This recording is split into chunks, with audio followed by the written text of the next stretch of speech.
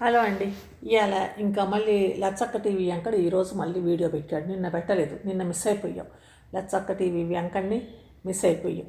ఇవాళ ఇంకొక వీడియో పెట్టేసి మీరు మిస్ కావద్దనేసి ఇంకో వీడియో పెట్టేశాడు. నిన్న వ్యాలంటైన్ డే మరి జోరుగా జరుపుకున్నాడో మరి ఏంతో బిజీగా ఉన్నాడో ఏంటో మరి తెలియదు. మళ్ళీ పిల్లల్ని కనాలా అని ఇంకా ఇప్పుడు వచ్చేసి ఇప్పుడేమో ఏందో వ్యాలంటైన్ డేస్కి నేను నా భార్యకి chimney kitchen electric chimney gift చేసా అంటాడు. బాగానే ఎలక్ట్రిక్ చిమ్నీ బాగానే ఇల్లైతే బాగా లగ్జరీగా కట్టుకున్నాడు. మంచిగా ఇంటీరియర్స్ హైఫైగా చేసుకొని లైటింగ్ పెట్టుకొని మా ఇల్లు మెరిచిపోతుందనేసి పెట్టేసి, మా ఇల్లు కాదు మన ఇల్లు మన చిమ్నీ మనం అన్నమాట అనుకుంటా పెట్టుకున్నాడు. ఓకే, మంచిగానే అయ్యిండు, దినదిన అభివృద్ధి చెందుతున్నాడు, బాగానే ఉంది వాడికి, అంతా బాగానే ఉన్నాడు. కాకపోతే ఇప్పుడు కొంచెం వ్యూస్ తగ్గినాయి.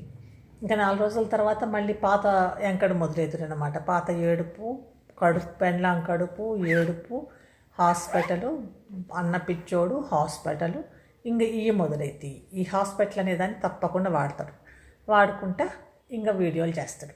ఇక్కడ నేను డిమార్ట్కి వచ్చాను అనమాట. డిమార్ట్లో ఆయిల్స్ ధరలు పెరిగినాయి. నూనె ధరలు 108 రూపాయలు ఉన్న నూనె ధర 141, 143, 135 అట్లా అయిపోయినాయి. ఒకప్పుడు నూనెలు 108 రూపాయలు లాస్ట్ ఇయర్. అన్నిటికీ పైసలు కావాలి, అందుకే ఎన్ని కొనాలి కదా. ఈ డిమార్ట్లోకి వస్తే వాడు అట్రాక్ట్ చేస్తారనమాట, ఇట్లా పేరు చేసి కొనండి అని. ఈ కొనాలంటే పైసలు కావాలి, అందుకే డబ్బు అనేది చాలా అవసరం. ఏ మనిషి ఏది చేసినా కూడా వీడు డబ్బు కోసరమే. ఎవరు ఏం చేసినా కూడా డబ్బే కదా హ్యాండ్ అవుతుంది. అందుకనే వాడికి వ్యూస్ వస్తున్నాయి. వాడు ఏడుస్తే చాలా మంది చూస్తున్నారు, అందుకే వాడికి డబ్బులు వస్తాయి. ఇంటర్వ్యూ చేయడు, ఎందుకంటే వాళ్ళు ఇచ్చేది 5,000 ఏమో. ఆ ఇంటర్వ్యూకి మహా డబ్బులు ఇచ్చి ఇంటర్వ్యూ చేపిస్తాం అది ఇదనన్నా కూడా 5,000 ఏముంది వీడికి 5,000 ఏముంది. 5,000 కోసం ఎందుకు? ఒక ప్రమోషన్ చేస్తేనే వాడికి వస్తాయి 20-30 వేలు వస్తుండొచ్చు ఒక ప్రమోషన్కి, లేకపోతే ఇంకా ఎక్కువ వస్తాయి. అట్లాంటప్పుడు వచ్చి వాళ్ళందరూ చూస్తుంటారు, ఇంటర్వ్యూల కోసం మమ్మల్ని ఇంటర్వ్యూ చేయండి అని. కానీ ఇట్లాంటి వాళ్ళు వచ్చి ఇంటర్వ్యూ కూర్చోరు, ఎందుకంటే వాళ్ళ గురించి అది ఇది అని అడుగుతూ ఉంటారు. ఎందుకు మేము వేరే వాళ్ళకి జవాబు చెప్పడం అదే అనుకుంటాడు అక్కడ. మేము ఏం చేస్తున్నామో మాకు డబ్బులు వస్తున్నాయి, అంతే. పోయి వాళ్ళు ఇంటర్వ్యూ చేస్తుంటే ఆ ఇంటర్వ్యూ వల్ల వీళ్ళకి ఏమైనా ఎక్కువ డబ్బులు వస్తాయంటే లేదు, ఏదైనా కూడా అంతవరకే అన్నట్టు. ఎంతైనా ఇంత డబ్బులే వస్తున్నాయి, ప్రమోషన్స్ ద్వారా వస్తాయి, వీడియోలలో వస్తూనే ఉన్నాయి, లైక్లు వ్యూస్ వస్తూనే ఉన్నాయి. మాకెందుకు ఇంటర్వ్యూలు ఇవన్నీ అన్న ఉద్దేశంతో వాళ్ళు ఎవరికి ఇంటర్వ్యూ ఇయ్యరు.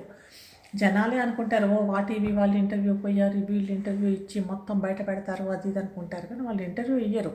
ఈమె కానీ ఎవరు చెర్రీ శతాక్షి ఛానల్ ఇట్లాంటి వాళ్ళు ఇంటర్వ్యూస్ ఇయ్యరు. ఎందుకంటే చెర్రీ శతాక్షి ఛానల్ కొంచెం పర్వాలేదు, వాళ్ళు ఒరిజినల్గా ఏదో వంటలు చేసుకొని తినటం, పట్టు చీరలు సొమ్ములు వేసుకోవటం, ఏదో ఎగరటం, చిన్న చిన్న బట్టలు వేసుకోవటం, ఎగరటం, అదే ఉంటుంది. కానీ వీళ్ళలాగా కథలు అయితే చెప్పరు. వీడేం కథలు చెప్పేసి ఒకటే ఏడుస్తుడు. వీడు ఏడుపులో పాపం అసలు వీడికి ఏడుపులోనే అవార్డు ఇవ్వచ్చు.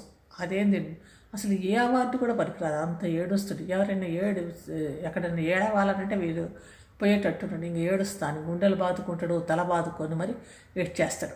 అట్లా ఇట్లా అని. భార్య కూడా నెక్స్ట్ వెనక స్టార్ట్ అయింది. మొత్తానికి షో ఏదో ఒకటి చేసి అయితే బాగానే సంపాదించుకుంటున్నాడు, బాగానే పోగేసుకున్నాడు, బాగానే ఇల్లు కట్టుకున్నాడు. అది కూడా ఇంటీరియర్ లగ్జరీగానే కట్టుకున్నాడు. ఇల్లు కూడా బాగానే డెవలప్ అయిపోతున్నాడు. చూసేవాళ్ళే పిచ్చోళ్ళు అయిపోతున్నారు, ఏముందిలే అనేసి. కానీ వాడికి మాత్రం డబ్బులు బాగానే వస్తున్నాయి. డబ్బులతోటి వాడు అభివృద్ధి చెందుతూనే ఉన్నాడు. ఈ డబ్బుల కోసం ఒక్కొక్కరు ఎంత కష్టపడుతున్నారు.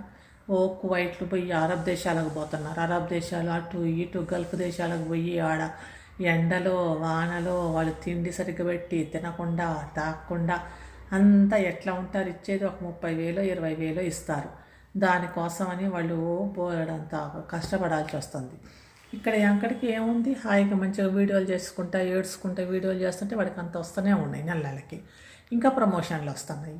ఆ ప్రమోషన్లు వీటితోటి వాడు మంచిగా అభివృద్ధి చెందుతూనే ఉండి వాడు మంచి మంచి ఇండ్లు కట్టుకుంటున్నాడు. అంత కష్టపడాల్సింది ఏమీ లేదు. ఈ గల్ఫ్ దేశాలకు పోయిన వాళ్ళైతే ఎంత కష్టపడుతున్నారు. ఆడ ఆ ఎండలో వాట్లల్లో ఎక్కడ ఆ ఎడారుల్లో ఎడారుల్లో ఆ డ్రైవర్లకు పోయిన వాళ్ళు కూడా వాళ్ళ ఫుడ్ కూడా అంతే ఇస్తారు, వాళ్ళని తక్కువనే చూస్తారు. అట్లా ఉంది. ఇప్పుడు అందుకు వెనకట ఈ యూట్యూబ్లు ఇవన్నీ లేకపోయాయి. ఇప్పుడు యూట్యూబ్లు ఇవన్నీ వచ్చాక ఏముంది, మంచిగా వీడియోలు చేసుకుంటే వాళ్ళు కూడా బాగానే 20-30 వేలు ఇక్కడ వస్తూనే ఉంటాయి. ఎవ్రీడే ప్రతిరోజు వీడియోలు చేసుకొని వీడియోలు వేస్తుంటే.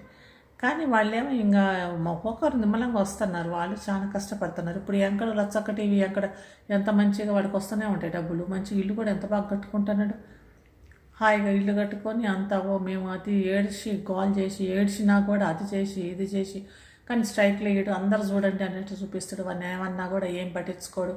కొంతమంది బూతులు తిడుతున్నారు కానీ అయినా కూడా ఏం పట్టించుకోడు.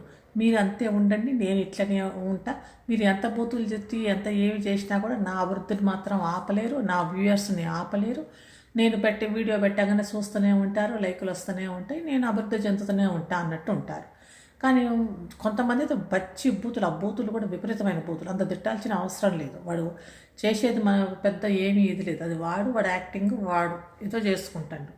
కానీ ఇంకా వాడు సంబంధం లేని ఒక వీడియోకి ఇంకో వీడియోకి సంబంధం లేని వీడియోలు చేస్తున్నాడు. అట్లనే కదా వాడికి సంపాదించేది, అందుకే కదా జనాలు అందరూ చూసేది. వాడు సంబంధం లేని వీడియోలు, పిచ్చి పిచ్చి వీడియోలు, అసలు కేవీ లేని వీడియోలు, ఏదో సంథింగ్ డిఫరెంట్ వీడియోలు అన్నట్టుగా పెడితే అందుకే ప్రపంచం జనాలంతా చూస్తున్నారు, వీడియో ఏదో ఇట్లా పెడుతున్నాడు అనేసి అక్కడెక్కడ వాళ్ళు. అదే మామూలుగా రోజు వీడియోలాగా మామూలు వీడియోలు పెడితే కనుక ఎవరు చూడటం తగ్గిస్తారేమో మరి.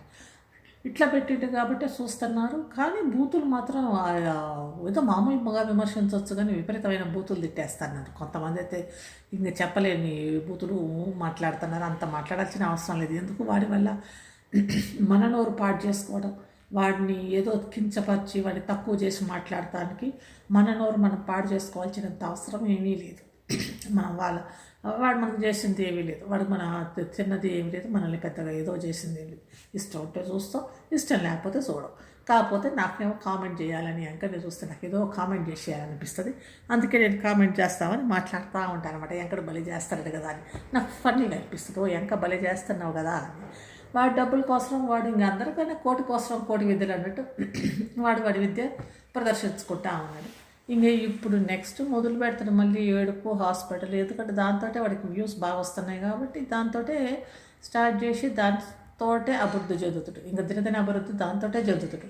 ఇంకా చూసేవాళ్ళమే పిచ్చోళ్ళం కానీ పిచ్చోళ్ళం అయినా కూడా మనకి చూసేవాళ్ళం, మనకి డబ్బులు రావు, మనకి ఏవి లేదు కానీ అయినా కూడా మనం చూస్తున్నామంటే ఇంకా మనం ఏదో నేనైతే ఎక్కువసేపు చూడను, ఏదో ఒక నిమిషము ఏదో ఒక ఆ తమ్నేల్ చూడగానే నాకు అర్థమైపోయింది, ఈసారి ఏడుస్తున్నాడు అన్నమాట, ఈసారి హాస్పిటల్లో ఉన్నాడా అని.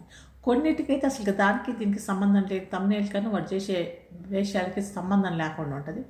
కానీ ఇంకా ఒక 2 నిమిషాలు చూసి టాపిక్ ఇది అనేసి అయిపోయింది. పొద్దున్న ఫస్ట్ ఒక హాఫ్ కొద్దిగా చూస్తే ఒక సెకండ్ ఏమో, లాస్ట్ సెకండ్ చూస్తే వాడు అర్థమైపోయింది వాడి కంటెంట్ ఏంటి అనేది. దాని మీదనే మాట్లాడవచ్చు, ఏముంది వాడు చేసే వేషాలని. అందరేమో ఇరిటేట్ అయిపోయి ఇంకా కామెంట్ బాక్సుల్లోనో అందులోనో ఇన్స్టాగ్రాముల్లోనో వాటిల్లోనో రాస్తూ ఉంటారు. నేనేమో ఎక్కడ చూద్దాం అసలు అనేసి వీడి మీద ఛానలే పెట్టేసి వీడినే టార్గెట్ చేసి మాట్లాడతాను. ఇంకా ఊరికే వీడిని టార్గెట్ చేయటం ఎందుకు అనేసి అప్పుడప్పుడు వేరే కూడా చేద్దాం అనుకుంటాను, వేరే విషయాల గురించి కూడా. ఏ విషయం గురించి మాట్లాడితే బాగుంటుంది అనేది చెప్పొచ్చు. కానీ వెంకట టాపిక్కే భలే ఇంట్రెస్టింగ్ టాపిక్. ఎంత ఇంట్రెస్ట్గా ఉంటుంది, ఏడుపులు కోళ్ళు, మేము అది చేసాము చూడండి, మేము ఇది చేసాము మాకు ఇది అని, మేము ఇట్లా చేస్తున్నాం మాకు ఇట్లా చేస్తున్నాం, మేము అనుకుంటా మేము ఇలా చేసాము మాకు ఇలా అయిపోయింది, మీరే చూడండి మేము ఏం చేసామో మన ఇంట్లో మన కోసరం అనేసి మాట్లాడతారు. సరే ఆ ఇంట్లో ఆడి మాటలు ఇంకా అది ఇక్కడ డీమార్ట్కి వచ్చా ఊరికే తిరుగుతూ ఉన్నా, చూస్తున్నా ఊరికనే ఇంకా చూసుకుంటా తీస్తూ ఉన్నా. ధరలు మాత్రం బాగానే పెరిగినాయి. పప్పులు ధరలు అయితే చాలా పెరిగినాయి, పప్పుల ధరలు చాలానే పెంచారు. ఇంకా ఆయిల్ ధరలు కూడా బాగా పెంచారు. ఇంకా పాల ధర కూడా పెరిగినట్టు ఉంది కానీ ఇంకా ఏమో అది విషయం. ఇంకా మళ్ళీ ఒక వీడియోతోటి మళ్ళీ వాగుతా, మళ్ళీ ఒకసారి అంతేనా, మళ్ళీ వస్తా. ఓకే, అడిగి